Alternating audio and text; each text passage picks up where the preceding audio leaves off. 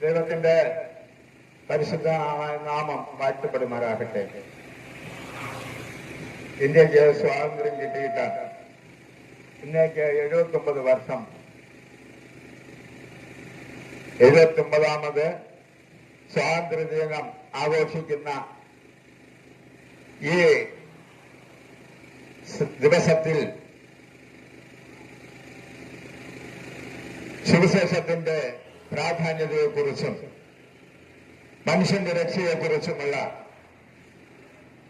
ഒരു ബൃഹത്തായ സന്ദേശം അറിയിക്കുവാൻ ഞങ്ങളെ പ്രാപ്തമാക്കുന്ന ദൈവത്തിന് സ്തോത്രം ചെയ്യും.